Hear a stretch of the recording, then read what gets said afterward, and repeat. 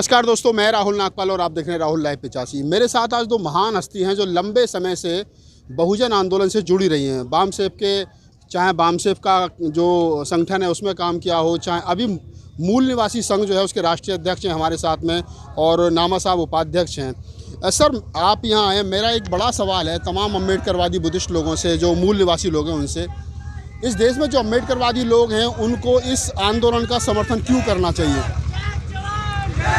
ऐसा है कि जिस तरीके से ये आंदोलन खड़ा हुआ है, और सवाल आपका ये है कि अम्बेडकरवादी लोगों को, बहुजन समाज के लोगों को इसका समर्थन क्यों करना चाहिए, खास करके अम्बेडकरवादी, क्योंकि बहुजन में तो सब आ गए, बहुजन में तो ये भी आ गए, सब आ गए, माइनॉरिटी आ गई, सारी का आ गया। अम्बेडकरवादियों की बात करें तो अम्बेडकर से जुड़े हुए, बाबा साहब अम्बेडकर और फुले से जुड़े हुए जितने भी ऑर्गेनाइजेशन हैं, वे तमाम ऑर्गेनाइजेशन लंबे समय से एक जन आंदोलन की तैयारी कर रहे हैं, और वो कह रहे हैं कि राष्ट्रव्यापी जन आंदोलन खड़ा होना चाहिए। राष्ट्रव्यापी जन आंदोलन खड़ा किए बिना हमारी समस्याओं का समाधान संभव नहीं है, क्योंकि अब जब देश की समस्या है वो राष्ट्रव्यापी है और जन जन की समस्या है, तो कोई एक वर्ग या एक जाति या एक धर्म या एक कोई समुदाय खड़ा होकर के उस लड़ाई को जीत नहीं पाएगा, उस समस्या का समाधान कर नहीं पाएगा। तो जिन लोगों की समस्या है उन सभी लोगों को, तमाम लोगों को खड़ा होना पड़ेगा। ये अम्बेडकरवादियों की सोच थी, और अम्बेडकरवादी लोग इस मिशन को पिछले 40-50 साल से चला रहे हैं। अब बात यहाँ आ रही है कि भाई इस आंदोलन का समर्थन क्यों करना चाहिए। तो नेचुरली एक बात समझ में आती है कि जब भी अम्बेडकरवादियों ने कोई संगठन आंदोलन खड़ा किया है, चाहे वो किसी आरक्षण को लेकर हो, चाहे आम अधिकारों को लेकर हो, चाहे अत्याचार को लेकर के हो, किसी भी रूप में, उस समय बहुत सारे वर्गों ने उसका साथ नहीं दिया है। खासतौर से बैकवर्ड समाज साथ में, बैकवर्ड वर्ग ने नहीं दिया है। और उसका कारण जो मैं मानता हूँ, इसके अंदर बैकवर्ड क्लास की कोई अपनी इंटेंशनली ऐसी बात नहीं थी, लेकिन जानकारी के अभाव में, क्योंकि वो ना तो बाबा साहब अम्बेडकर को जानते थे, न भारतीय संविधान को जानते थे, और न ही जिस व्यवस्था के अंदर वो दबे हुए हैं उस व्यवस्था को जानते थे। ओबीसी के भाइयों को ये तक नहीं पता कि हमारे बच्चों का नाम ही देने के लिए दूसरा क्यों आता है, हमारे बच्चों का नाम हम ही क्यों नहीं दे पाते हैं, ये भी उनको तो नहीं पता है। तो संवैधानिक जानकारी का होना तो संभव ही नहीं है। ठीक है, उसके बाद में बाबा साहब अम्बेडकर को समझना, ये तो शायद दुनिया के किसी आदमी के अब तक तो बस का रोग नहीं है। ठीक है, हम भी कहीं कह सकते हैं कि कुछ ABCD सीख पाए हैं थोड़ा बहुत भी, लेकिन उनको पूरी तरह से समझना संभव नहीं है। तो हम ये चाहते थे कि हमारा एक बहुत बड़ा वर्ग जो है भारत का, बहुजन समाज का हिस्सा, और बहुजन समाज में भी कहें तो हमारा SC ST का बड़ा भाई, जिसे बाबा साहब अम्बेडकर ने भी संवैधानिक अधिकार देते वक्त शेड्यूल कास्ट और शेड्यूल ट्राइब से पहले उनको अधिकार दिया, ओबीसी को जैसे रिप्रेजेंटेशन का है, जिसको आज रिजर्वेशन का नाम दिया गया है, आरक्षण कहा जाता है। ये प्रतिनिधित्व का मामला था, और प्रतिनिधित्व का मामला जब था तो बाबा साहब अम्बेडकर जब प्रतिनिधित्व दे रहे थे तो आर्टिकल 340 में उन्होंने ओबीसी को देना चाहा, ठीक है, 41 में शेड्यूल कास्ट को, और 42 में शेड्यूल ट्राइब को, यानी कि उन्होंने प्रायोरिटी ओबीसी को दी। ठीक है, और लेकिन उस समय जब वो अधिकार देने की बात कर रहे थे तो तत्कालीन जो भी थे उनके साथ में, गांधीवादी, नेहरू जी वगैरह, उन्होंने सरदार पटेल को आगे करके कहा कि ये तुम्हें अछूता में शामिल कर रहा है डॉक्टर अम्बेडकर, इसको जाके रोको। तो वो सरदार पटेल ने जाकर कहा कि हु इज़ द बैकवर्ड, हम तो SC ST को बैकवर्ड मानते हैं, आप कहाँ से लेकर आ गए। तो बाबा साहब समझ गए कि ये सवाल इसके दिमाग का नहीं है, इसलिए इसको उत्तर देना संभव नहीं है। कुछ मैं देना चाहता हूँ वो भी नहीं दे पाऊंगा। ऐसी स्थिति में बाबा साहब अम्बेडकर ने 340वें आर्टिकल में डाला कि हु इज़ द बैकवर्ड, इसके लिए कमीशन बनाएगा, राष्ट्रपति बनाएगा। ठीक है, और बाबा साहब अम्बेडकर ने जब रेजिग्नेशन दिया तो उसके अंदर भी जो 4 कारण उन्होंने बताए, उन 4 कारणों में 2 नंबर का कारण जो है, पहला हिंदू कोड का था जिसे नेहरू ने लागू नहीं किया था। दूसरा जो कारण बताया उन्होंने, वो बताया कि कमीशन नियुक्त ना करना ओबीसी के लिए आर्टिकल 345 के तहत ओबीसी के लिए जो है कमीशन नियुक्त न करना। और तीसरा जो उन्होंने बताया था, वो बताया था भारत और पाकिस्तान के लोगों का जो आदान प्रदान का मामला था, जिसके अंदर पाकिस्तान से उन तबके को, जो शोषित तबका था उसको लाना था, उसकी बजाय उन्होंने यहाँ सवर्णों को लाया। ये लड़ाई थी। और चौथा जो कारण था वो कारण था कश्मीर का आर्टिकल 370 वाला। तो यहाँ पर था बाबा साहब अम्बेडकर ने, तो हमें ये समझने की जरूरत है हमारे ओबीसी भाइयों को कि बाबा साहब अम्बेडकर ने ओबीसी के क्यों, इसका एक कारण, एक रीज़न है राहुल जी, मैं आपको बताना चाहूँगा। जब आपने चाह करके सवाल कर दिया है तो थोड़ा डिटेल में भी हो जाए तो कोई दिक्कत नहीं है। मैं आपको बताना चाहूँगा कि बाबा साहब अम्बेडकर ने इतना ओबीसी का ख्याल क्यों रखा। हर जगह क्यों रखा इतना? उसकी वजह थी, बाबा साहब अम्बेडकर के निर्माता ओबीसी वर्ग के थे। बाबा साहब अम्बेडकर ना होते अगर ओबीसी ना होता, बाबा साहब अम्बेडकर इतने महान ना बनते अगर ओबीसी ना होता, बाबा साहब अम्बेडकर विदेश जाकर फॉरेन एजुकेशन प्राप्त नहीं कर पाते अगर ओबीसी ना होता। सयाजी महाराज और साहू महाराज, जिनके नाम हम सभी जानते हैं इतिहास में, सयाजी गायकवाड़ जो बड़ौदा रियासत के महाराजा थे, उन्होंने स्कॉलर दे करके बाबा साहब अम्बेडकर को फर्स्ट टाइम पढ़ने के लिए भेजा था, साहू महाराज की प्रेरणा के ऊपर, और उन्होंने ही उनको जो है इस लायक और काबिल बनाया। जब दोबारा उनको इंग्लैंड पढ़ने के लिए जाना था, तब भी उन्होंने व्यवस्था जो पैसे की वो सयाजी गायकवाड़ ने की थी।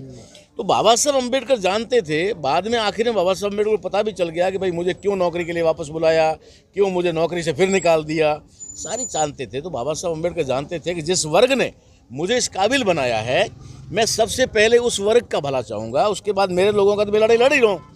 बाबा साहब अम्बेडकर जन्मजात ही इस लड़ाई तो लड़ ही, जिस दिन पहली मतलब बाहर स्कूल में गए थे, ऊपर से पानी पिया था, बाहर कम क्लास से बाहर बैठे थे, उसी समय SC ST की लड़ाई तो उन्होंने शुरू हो गई थी।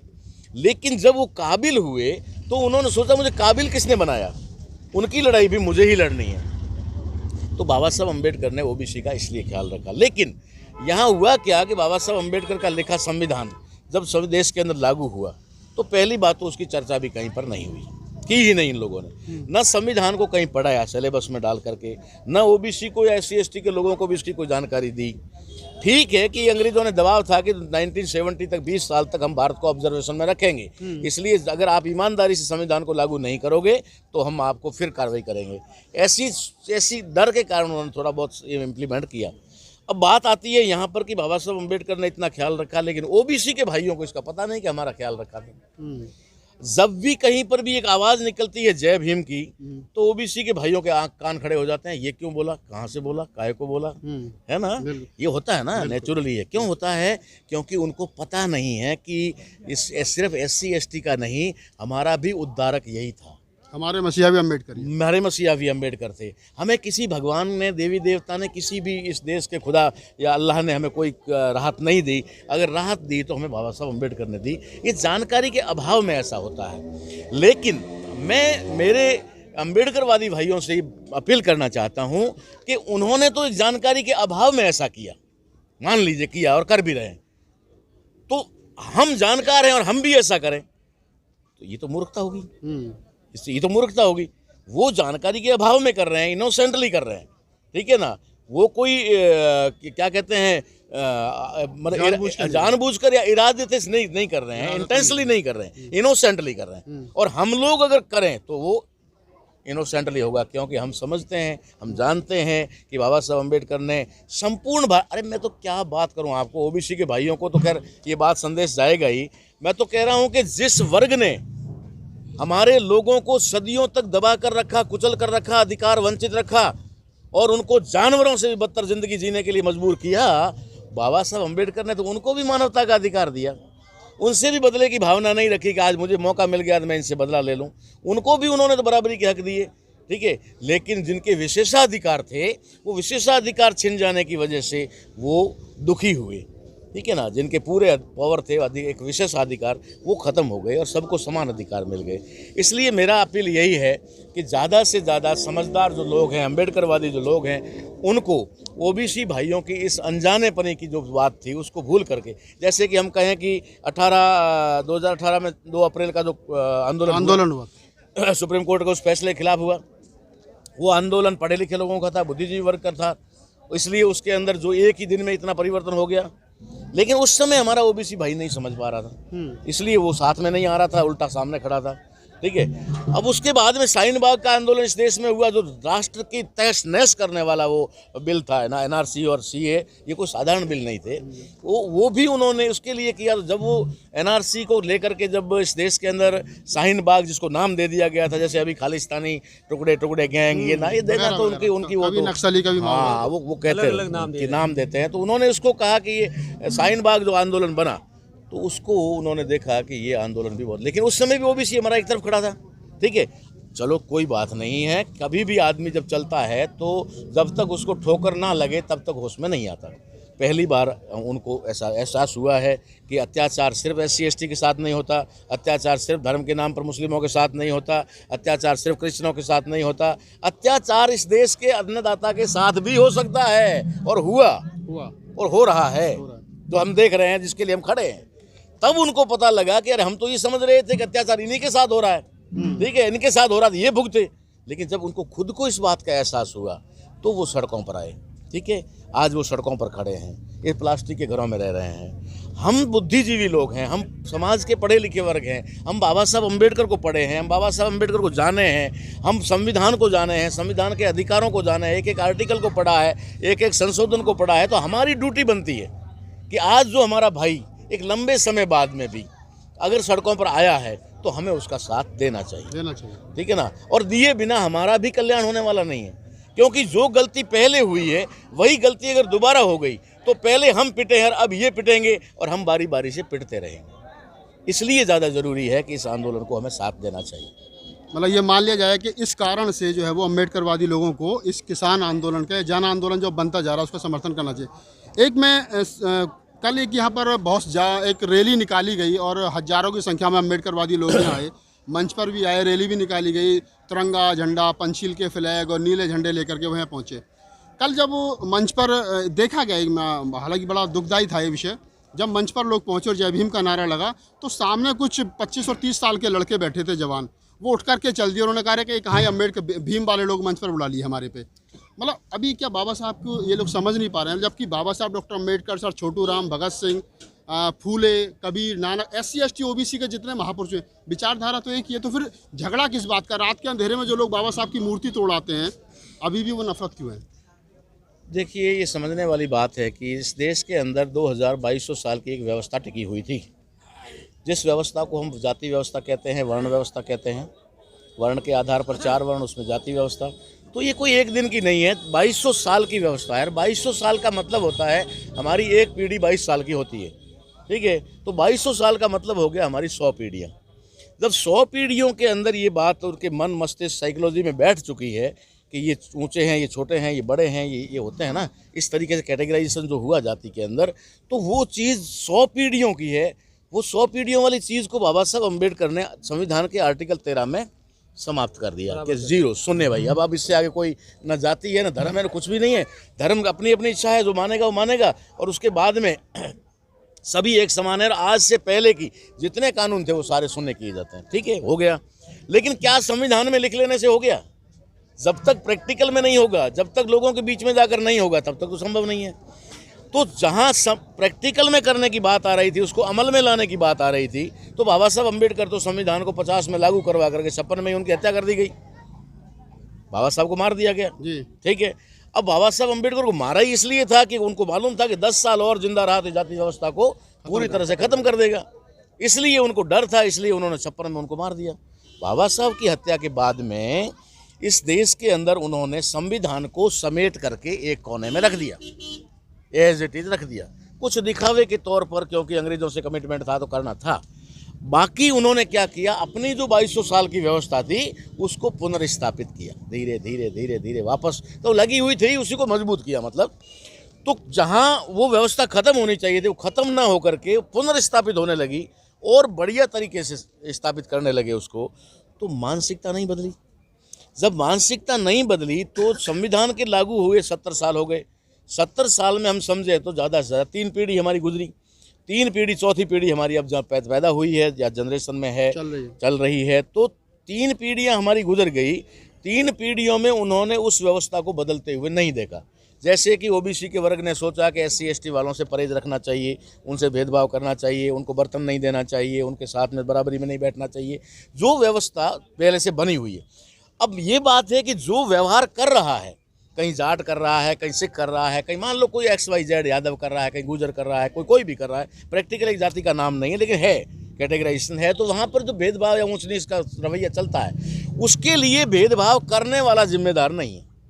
भेदभाव करने वाला जिम्मेदार नहीं है, क्योंकि वो तो एक व्यवस्था को फॉलो कर रहा है, जो व्यवस्था उसके ऊपर थोपी गई है। अब दोषी कौन है? जिसने उस व्यवस्था का निर्माण किया, निर्माता दोषी। निर्माता जो उस व्यवस्था का निर्माता है वो इस बात का दोषी है। जो इम्प्लीमेंट कर रहा है वो दोषी नहीं। जैसे हम फॉर एग्जांपल देखें, कोई भी आंदोलन, कोई भी प्रोटेस्ट होता है तो हमारे सामने पुलिस ही खड़ी होती है, पुलिस खड़ी होती है। हमारे लोग अधिकांश क्या करें? पुलिस को गाली देते हैं, जबकि पुलिस का कोई दोष नहीं होता। पुलिस ने कोई कार्यक्रम नहीं बनाया, पुलिस ने कोई कानून नहीं बनाया, पुलिस ने आपको कोई दुश्मनी नहीं है। पुलिस को तो उन्होंने आदेश दिया। जैसे कल के बात कर रहे हैं, अभी सुप्रीम कोर्ट ने कह दिया कि भाई दिल्ली पुलिस जाने अपना काम। अरे दिल्ली पुलिस अपना काम जाने, तू काहे को बेटा भाई? तू बिन बिनाया मेहमान बन करके सुप्रीम कोर्ट और कमेटी बनाने के लिए तैयार हो जाता है, ठीक है, और किसानों के आंदोलन के लिए सरकार को कुछ बात करता है, हस्तक से बिना बुलाए कर रहा है, किसान नहीं गया। लेकिन यहाँ कह रहा है तो पुलिस जिम्मेदार नहीं है, जिम्मेदार पीछे का सिस्टम है। सिस्टम तो हमारे साथ में अगर कोई भाई इस तरीके का व्यवहार कर रहा है, जैसे कल का आपने उदाहरण दिया, तो उस तरीके के जो युवा वहाँ पर थे या जो भी भाई रहे होंगे वहाँ पर, उनकी मानसिकता अब भी वही है कि अरे जय भीम वाले, जय भीम। अरे जय भीम का मतलब है कि बाबा साहब अम्बेडकर ने किसी एक वर्ग को नहीं दिया, और मैं तो कहता हूं बाबा साहब अम्बेडकर ने ओबीसी को तो और ज़्यादा दिया, जितना शुल्कास्ट नहीं दिया उससे ज़्यादा दिया। लेकिन जानकारी तो होनी चाहिए, जानकारी नहीं है।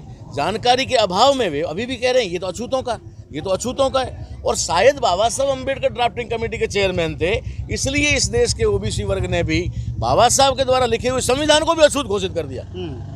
उसको भी न पढ़ना उचित समझा, न समझना उचित समझा, न उनके अधिकारों को बहाल किया। अब जैसे मैं एग्जाम्पल दूंगा आपको इस आंदोलन का। अब ये आंदोलन इस देश में शुरू हुआ है और सब लोग खड़े हैं ट्रैक्टर लेकर सड़कों में, चाहे हम भी लगातार, क्योंकि ये आंदोलन 26 नवंबर को शुरू हुआ, और 26 नवंबर क्या है आप जानते हैं?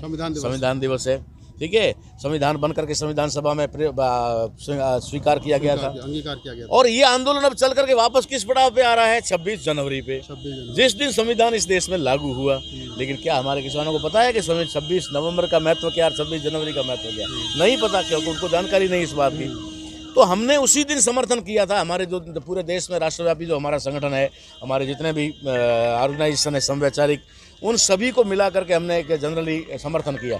और 22 तारीख को हमने सोचा कि भाई इस देश के अंदर इस आंदोलन को अगर सफल करना है तो हम लोगों को एक बहुत बड़ी भूमिका निभानी पड़ेगी, क्योंकि हमारा नेटवर्क, देखो यहाँ कोई भी जत्था है, जिसको हम जत्था कह रहे हैं, ऑर्गेनाइजेशन कह रहे हैं, संगठन, जिसे 500 से ज़्यादा ये बता रहे हैं कि यहाँ पर किसान संगठनों का मतलब समर्थन है। लेकिन प्रत्येक संगठन की अपनी सीमा है, या तो किसी ज़िले का है, या किसी ज़्यादा एरिया जोन का है, या कोई कॉन्स्टिट्यूंसी तक सीमित है, सबका अलग अलग है। नेशनल तो किसी का नहीं, नेशनल तो ऑर्गेनाइजेशन सिर्फ हमारा है, भारत में सिर्फ और सिर्फ हमारा है, यानी फुले अम्बेडकरी विचारधारा, ठीक, सिर्फ है, जिसमें उसमें भी कई संगठन है, लेकिन नेटवर्क बड़ा है। तो हमने इसको राष्ट्रव्यापी जन आंदोलन में कन्वर्ट करने का प्लान किया, और 22 तारीख को हमने ऐलान कर दिया, 22 दिसंबर को।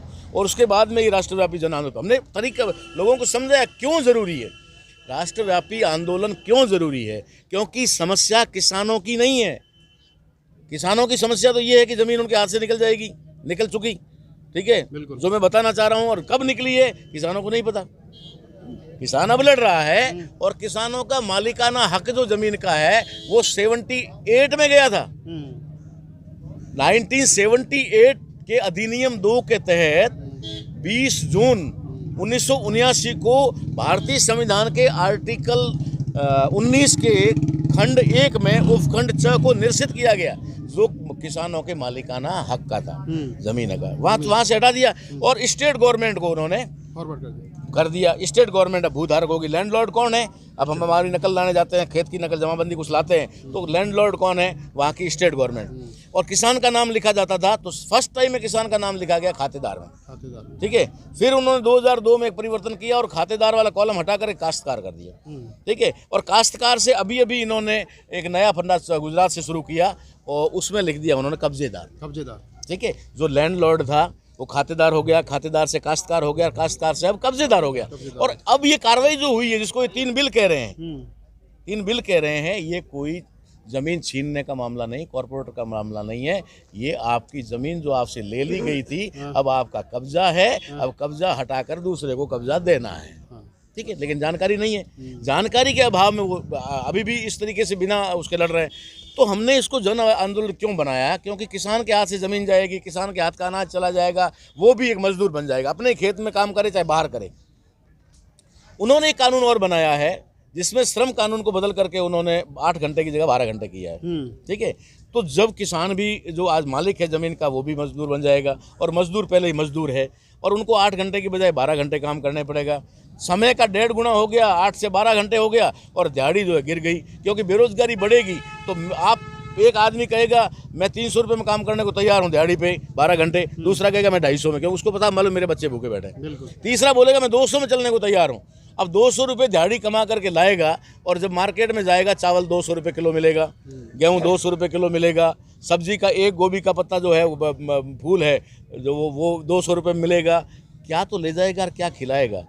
तो ये समस्या किसानों की नहीं है, ये समस्या आम उपभोक्ता की है, जिसको मैं मेरी भाषा में कहता हूँ कि समस्या अन्नदाता की नहीं है, ये समस्या अन्न खाता की बन गई है। अन्न खाता की समस्या बन चुकी है, और जब तक इसका प्रत्येक अन्न खाता इसके अंदर शामिल नहीं होगा तब तक ये संभव नहीं है। इसलिए हमने इसको जन आंदोलन बनाया। फिर देखा कि ये जो गैर संवैधानिक तरीके अपना रहे हैं, इस तरीके की हठधर्मिता कर रहे हैं, जैसा वो कह रहे हैं कि संशोधन कर सकते हैं लेकिन वापस नहीं लेंगे। अरे भाई, वापस नहीं लोगे और संशोधन की गुंजाइश कहाँ से आई? संशोधन का मतलब है तुमने कोई इनको गलती उसमें की है, ठीक है, तो तुम्हारे एक्सपर्ट नहीं थे, एक्सपर्ट अंदर थे, वो बनाने वाले, बिल बनाने वाले कौन कौन थे, जो भी रहे होंगे, उन्होंने गलती क्यों की जिसको आपको सुधारना पड़ रहा है? आज संशोधन की गुंजाइश क्यों आई है? लेकिन संशोधन का मामला मैं बार बार चिल्ला कर कह रहा हूँ, संशोधन का मामला सिर्फ इतना ही है कि एक आदमी को मान लीजिए कहा जाए कि तुम्हारी हत्या करेंगे, गला काट करके, गला रेंत कर हत्या करेंगे, तो आदमी कहता नहीं मुझे मत मारो, खून बहेगा, मुझे दर्द होगा, ऐसा होगा वैसा होगा, ठीक है, मत मारो। तो वो कहता नहीं मारेंगे तो जरूर, लेकिन अगर ठीक है आप कहते हो खून वून ना निकले, इसके लिए गला काटते नहीं है, गला दबा देते हैं, गला दबा देते हैं, संशोधन कर देते हैं। इसमें संशोधन कर देते हैं, गला काटेंगे नहीं, गला दबा देंगे। तो जहां सरकारें कह रही है कि हम गला दबाएंगे काटेंगे नहीं, ये हो सकता है, और आदमी कह रहा है मुझे मारो ही मत, किसान कह रहा है मुझे मारो ही मत, तो वहां इतनी हठधर्मिता चल रही है। उनको मालूम है कि ये जो आंदोलन चल रहा है ये अभी पूरी तरह से ऑर्गेनाइज नहीं हो पाया है। मैं देख रहा हूँ, मैं लगातार 22 तारीख को ऐलान करने के बाद 1 तारीख को मैंने अपना पहला पड़ाव शाहजहाँपुर में डाला, उसके बाद 4 तारीख को हमने सिंगू बॉर्डर पे अपना पंजाब और हरियाणा का पड़ाव डाला, फिर टिकरी बॉर्डर पे हमने अपना पड़ाव बहादुरगढ़ और हरियाणा के लोगों का उधर का डाला। फिर मैं यहाँ आया तो मुझे लगा कि हमारा कैंप ऑलरेडी पहले से लगा हुआ है, तो यहाँ मैंने अलग से कोई कैंप लगाना उचित नहीं समझा। तो मैं देख रहा हूँ कि यहाँ जितने भी नेता हैं या जितने भी मेंबर्स ऑफ कमेटी हैं किसान आंदोलन के, सारे मुंह फुलाए घूम रहे हैं, आपस में किसी का तालमेल नहीं बैठ पा रहा है। और ये इन्फॉर्मेशन आरएसएस के लोग यहाँ हमारे बीच में रहकर उनको दे रहे हैं, तो कह रहे हैं चिंता करने वाली कोई बात नहीं है, अभी तो सभी अपने अपने में है, अभी एक नहीं हो पाए हैं और एक ये कभी होंगे भी नहीं। तो हमने इसका प्लान बनाया कि भैया इसको सिस्टेमेटिक कैसे किया जाए, इस आंदोलन को सिस्टेमेटिक कैसे करना है, क्योंकि ये आंदोलन है, हमारी भली पूछ हो ना हो, हम उस कमेटी में है या ना है, लेकिन आप लोगों के माध्यम से हम ये संदेश दे सकते हैं। अभी टिकैत साहब आए थे, मैंने उनसे बात की, मैंने कहा देखो आप अग्रणी हैं, हम तो ठीक है आपके सपोर्ट में आए हैं, तो आप अगर चाहेंगे तो इसको थोड़ा, तो उन्होंने सुनी बात को और कहा यस किया, आश्वासन दिया कि हम आपकी बात को मानते हैं, उसके अंदर करेंगे। मैंने उनको भी बताया, क्या बताया, मैंने कहा इसको अगर आंदोलन को सिस्टेमेटिक ढंग से करना है, उसमें लाना है, तो हमें इसको संवैधानिक आंदोलन बनाना पड़ेगा। हमारे दुश्मन को सबसे ज़्यादा डर लग रहा है तो संविधान से लग रहा है, और संविधान ही वो ख़त्म करना चाह रहा है। अब हम लोग ये 3 काले कानून छोड़ करके सीधा कहें भैया हमें तो हमारा संविधान चाहिए, बाकी जा भाड़ में तेरा जो करना कर, ठीक है ना। अगर जैसा कि 3 काले कानून की हम बात करते हैं, उसी जगह हम ये कहेंगे सारे काले कानून, अब तक जितने सारे काले कानून बने हैं वो तुम्हें खत्म करने होंगे, और भारत के संविधान को मूल रूप से उसकी मूल भावना को समझते हुए देश में लागू करना होगा। नहीं करोगे तो छोड़ेंगे नहीं। घर से निकलकर वोट भी दिया है ना, तो घर से निकलकर चोट भी दे सकते हैं, ठीक है। अगर ये होगा तब जाकर होगा। तो हमने आम तौर पर 2 दिन पहले इसको क्या 2 के 4 दिन हो गए, हमने शाहजहाँपुर बॉर्डर से ऐलान करके और सोशल मीडिया के माध्यम से ऐलान कर दिया है कि अब ये आंदोलन राष्ट्रव्यापी क्या बोले संविधानवादी जन आंदोलन होगा। संविधानवादी का मतलब हुआ कि प्रत्येक नागरिक संविधान की, क्योंकि जितने भी अधिकार हमारे खत्म किए जा रहे हैं, चाहे ये 3 बिल हो, कोई भी है तो संविधान में ना, संविधान के अंदर है। अगर हम संविधान की बात ना करें और अधिकारों को बचाने की बात करें तो कैसे संभव है? नहीं संभव है। हम पानी बचाना चाहते हैं, हम चाहते हैं कि पानी बचे, लेकिन मटका फूट जाए, मटके की रक्षा हम नहीं कर रहे, ठीक है ना। और हमारे लोग क्या कर रहे हैं, पानी की मुट्ठी भर रहे हैं। पानी की मुट्ठी भर रहे हैं कि पानी ले लेते हैं, मटका जाए भाड़ में, ठीक है ना। अरे मटका बचेगा तो पानी बचेगा। और हमारा भारत का संविधान जो है उसको हम कहते हैं कि मटका है, और अधिकार जो है वो पानी है। तो अगर मटके की रक्षा करेंगे तो संविधान का अधिकार अपने आप बचेंगे। तो यही हमने इस प्लान किया है कि इसको अब संवैधानिक आंदोलन बनाया जाएगा। और जहाँ तक मैं 2-2, 3-3 बार हर बॉर्डर पे हो चुका हूँ, लगातार घूम रहा हूँ, मैं चल रहा हूँ, कल सिंगू बॉर्डर पे वापस जा रहा हूँ, तो हम एक ही बात कह रहे हैं। और अब एक बात अच्छी हो गई है राहुल जी, वो ये है कि इस आंदोलन में संविधान स्थापित हो चुका है। इस मंचों पर बोलने वालों में लगभग 50% लोग जो है संविधान की बात करने लग गए हैं। और एक समय आएगा जब ये कोई दिक्कत नहीं है कि 26 तारीख को हम फेल होते हैं कि नहीं होते हैं, हम रैली निकाल पाते हैं कि नहीं निकाल पाते हैं, कहाँ निकालेंगे, ये हमारा इशू नहीं है। इशू ये नहीं है कि हमारी लड़ाई ये नहीं है कि हम लोग राजपथ पे ट्रैक्टर चलाएंगे, ये हमारा मांग थोड़ी है। हमारी मांग ये भी नहीं है कि हम जो है इसको क्या बोलते हैं इसका आपका रिंग रोड पे चला लें, ये भी नहीं है। हम तो हमारे ट्रैक्टर खड़े भी रख सकते हैं, रैली में ही तो है, क्या दिक्कत है। लेकिन उद्देश्य क्या है? उद्देश्य है उन काले कानूनों को खत्म करना। ट्रैक्टर चलाना उद्देश्य नहीं है। अगर ये आंदोलन 15 दिन और चले कोई दिक्कत नहीं, महीना और चले कोई दिक्कत नहीं, लेकिन जितना ये आंदोलन लंबा चलेगा उतना ही ये संवैधानिक बनेगा। और जितना ये संवैधानिक बनेगा उनकी धीरे धीरे रस्सी टाइट होगी, कसेगी। जब आंखें बाहर आएगी, जुबान बाहर आएगी, तब ये काले कानून तो क्या वो सब कुछ छोड़ करके भाग जाएगा। एक आरोप अभी बीजेपी और आरएसएस के बड़े नेता प्रचारक हैं मिस्टर कुमार, उन्होंने एक आरोप लगाया है कि इस पूरे आंदोलन के पीछे सिख खड़ा है, इसलिए आंदोलन चल रहा है क्योंकि वो फंडिंग कर रहा है। और एक दूसरा आरोप उन्होंने लगाया कि इसके पीछे अम्बेडकरवादी बुद्धिजीवी खड़े हैं जो पर्दे में नहीं है, फिल्म में नहीं है, इसलिए उनको जो माइंडली जो सोर्स है, जो दिमाग की ताकत है, वो वहाँ से मिल रही है। कैसा लग रहा है? मतलब कहीं ना कहीं उनको आप जैसे लोगों को जो आरएसएस है वो वाच कर रही है। आरएसएस को वाच कर रही है, ये तो बात पक्की है। लेकिन मैं तो वो आदमी हूँ जो आरएसएस को वाच कर रहा हूँ, आरएसएस को, ठीक है ना। कौन सा आदमी यहाँ आकर क्या गुल खिला रहा है मैं सब समझ रहा हूँ, सब देख रहा हूँ। और मैंने यहाँ के संगठन के किसान नेताओं को भी आगाह किया है कि भाई आप भी थोड़ा अलर्ट रहें। वो यहाँ आकर 4 गाली आरएसएस को निकालता है, 5 गाली मोदी को निकालता है, 10 गाली अंबानी को निकालता है। हमारे लोग समझते हैं अरे हमारा हीरो आ गया, वाह भाई वाह, आजा गले मिल ले। फिर उसकी बाइक शुरू हो जाती है, फिर ये शुरू हो जाता है, वो हीरो बना रहा, और वो अंदर से आपकी बात ले जाकर उधर दे रहा है कि उधर ये चल रहा है। ये मैं जान रहा हूँ। तो मैं आपको बता रहा था कि आपने पूछा जो सवाल कि सॉरी थोड़ा सा रिपीट कर लेंगे कि जो ये आंदोलन चल रहा है, किसान आंदोलन चल रहा है। हाँ, दोनों बातें आ गई। अब इसमें बात ये आई कि सिख इसमें राशन या फाइनेंशियली सपोर्ट कर रहे हैं। एक बात मैं जानना चाहता हूँ, क्या जब नरेंद्र मोदी 2014 में चुनाव लड़ रहे थे और उस समय अडानी ने और उन्होंने हेलीकॉप्टर दिए थे, ठीक है, और हमारे पास आंकड़ा भी है कि करोड़ों हजारों करोड़ रुपया उनको फंडिंग भी किया, ठीक है, तो क्या ये आरोप इस आंदोलन पे ही लगेगा? उनके ऊपर नहीं लगेगा? बिल्कुल। क्या नरेंद्र मोदी को कोई ये कचरा बीनने वाला चंदा दे सकता है? नहीं। चुनाव लड़ने के लिए नहीं दे सकता। कौन देगा? जो रिसोर्सफुल होगा वो देगा, जो रिसोर्सफुल होगा वो देगा। तो जो रिसोर्सफुल लोग थे वो उसको दे रहे थे। अब इस आंदोलन की बात है तो इस आंदोलन में जो किसानों में जो रिसोर्सफुल लोग हैं वही तो देंगे, और कौन देगा? रिसोर्स जिसके पास होता है वही देता है। अब बात आई अम्बेडकरवादियों की कि वो बौद्धिक, हाँ बिल्कुल दे रहे हैं, चैलेंज करके दे रहे हैं। हमारे पास में बुद्धि है, हमारे पास जानकारी है, हमने बाबा साहब को पढ़ा है, संविधान को पढ़ा है, हमने देश के पूरे सिस्टम को जाना है, तो बौद्धिक ताकत जो देनी हम देंगे। तुम्हें क्यों परेशानी हो रही भाई? राकेश टिकैत पर एक बड़ा आरोप लगा, पिछले दिनों में ब्राह्मण सभा राजस्थान में हुई, उन्होंने एक ब्लैंक चेक राकेश टिकैत को दिया और कहा कि ब्राह्मणों ने, जाटों ने जितना चंदा आज तक मंदिरों में दिया वो ले जाएं अपना वापस, हमें जाटों का चंदा नहीं चाहिए। एक आरोप लगा कि राकेश टिकैत जो है वो कहीं ना कहीं अम्बेडकरवादियों के चुंगल में फंसे, जिसके चलते उन्होंने ऐसा स्टेटमेंट दिया है। नहीं, इस देश के अंदर अगर अम्बेडकरवादी होना गुनाह क्यों है? पहले तो मैं ये बताऊँ, गुनाह तो है ही उनकी नज़र में। क्यों है? क्योंकि आरएसएस वो संगठन है जिसने भारत के अंदर जब पहली बार 26 जुलाई 1948 को हमारे नेशनल फ्लैग को जब अंतिम रूप दिया गया, नेशनल फ्लैग को, राष्ट्रीय ध्वज को, उस समय उन्होंने उस ध्वज को पैरों तले कुचला। कुचलने वाला कौन था?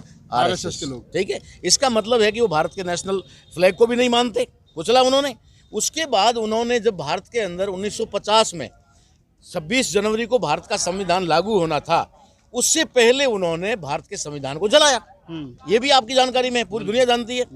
उसके बाद 26 जनवरी को जब देश में संविधान लागू हो रहा था, तब वो नेपाल की राजधानी काठमांडू में बैठ करके वो कह रहे थे और प्रस्ताव बाकायदा रेजोल्यूशन पास किया कि हम इस संविधान को नहीं मानते, ठीक है, और न इस पे इम्प्लीमेंट करेंगे, हम जल्दी से जल्दी अपनी मनुस्मृतियों को वापस लागू करेंगे। ये बात साबित करती है कि वे संविधान विरोधी लोग हैं, ठीक है। अब वो संविधान विरोधी लोग हैं तो जो संविधान को मानेगा, जो संविधान को मानेगा बाबा साहब को ऑटोमेटिक मानेगा, क्योंकि बाबा साहब ने लिखा है तो मानना पड़ेगा।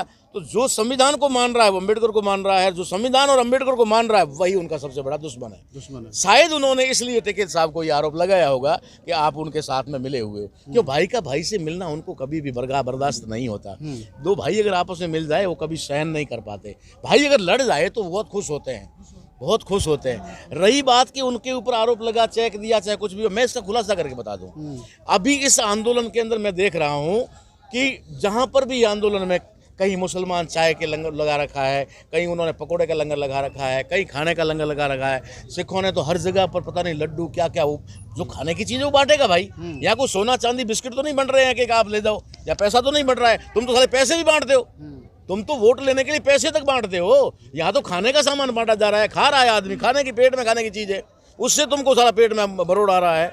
तो बात ये है कि यहाँ जिस तरीके से रिसोर्स आ रहे हैं, ठीक है, और जो भी प्रत्येक व्यक्ति, चाहे मेरे पास में कुछ भी नहीं है, मैं मान लीजिए पूरे देश में संगठन चलाता हूँ तो इतने रिसोर्सेज मेरे पास नहीं है, मेरा कार्यकर्ता प्रतिदिन सुबह शाम तक काम करता है, तो ज़्यादा बैंक बैलेंस हमारे पास नहीं होता, लेकिन हम हर जगह जाकर के बौद्धिक विचार तो दे रहे हैं, विचार दे रहे हैं। ये ताकत है हमारे पास। किसी के पास पैसा है, पैसा दे रहा है, किसी के पास गोभी है, गोभी दे रहा है, किसी के पास चावल है, चावल दे रहा है, ठीक है, ये सब दे रहे हैं और देना भी चाहिए, और लगातार दिए जा रहे हैं, लगातार दिए जा रहे हैं। मैं ये पूछना चाहता हूँ कि जिन हमारे ओबीसी के भाइयों ने या जिन इन किसान लोगों ने उन मंदिरों के ऊपर सोने के अंडे चढ़ाए, उनके अंदर सोने की ईंटें लगवा दी, उनके अंदर जो है, जैसा तिरुपति बालाजी का एक उदाहरण भी हम ले लें तो उसके अंदर की 5 वर्षीय भारत की योजना चलाने का बजट है, उसके अंदर वो किसका है भाई? इन किसानों का है, ठीक है, इन्हीं भाइयों का, इन्हीं ओबीसी का है।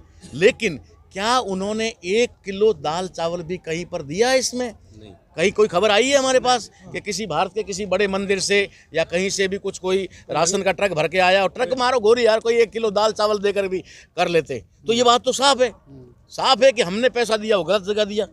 अब वो कह रहे हैं कि टिकैत साहब अगर जाटों ने कितना चंदा दिया है वापस ले जाओ। अबे कुत्तो, तुम समाज जवाब दे पाओगे इसका? कितना हिसाब तुम्हारे पास है? क्या है तुम्हारे पास कोई हिसाब है कि इतना जाटों ने दिया, इतना यादवों ने दिया, इतना कुमारों ने दिया, इतना कोरियों ने दिया? किसने, कोई है? नहीं है, क्योंकि तुमने हिसाब रखा ही नहीं। जिस काले धन की बात करें वो तुम्हारे मंदिरों में पड़ा हुआ है और वो सारा का सारा हमारे खून पसीने का है।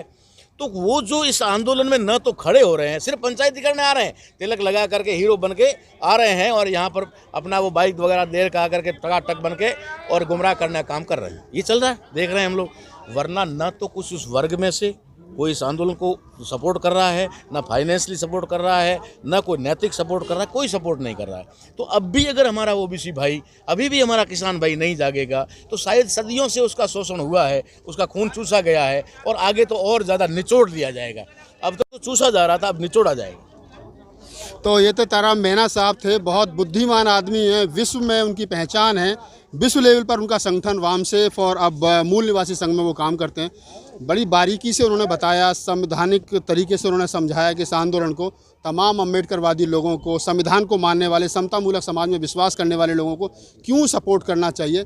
ये बड़ी बात थी। कल जब यहाँ पर एक बड़ी रैली अम्बेडकरवादियों की निकली तो कुछ लोगों को थोड़ा सा गलत लगा, लेकिन उन्होंने बताया कि ये देश के SC ST OBC किसान मजदूर जो सर्वहारा समाज है वो एक लड़ाई है, क्योंकि कभी NRC के नाम पर, CA के नाम पर मुसलमानों के कमर पर जो डंडा पड़ता है, कभी SC ST एक्ट के नाम पर दलितों की कमर पर डंडा पड़ता है, कभी काले कानून के नाम पर किसानों की कमर पर डंडा पड़ता है। वो डंडा एक है, मारने वाला एक है और मारने वाले के पीछे जो ताकत खड़ी है वो एक है। बस तीनों लोगों को समझ जाने की ज़रूरत है। अगर हम तीनों लोग समझ जाएंगे तो डंडा भी छीन लेंगे और सत्ता भी छीन लेंगे। अगर आपको हमारा वीडियो अच्छा लगा तो उसको लाइक कीजिए, शेयर कीजिए, कॉमेंट्स कीजिए और हमारे चैनल को सब्सक्राइब कीजिए।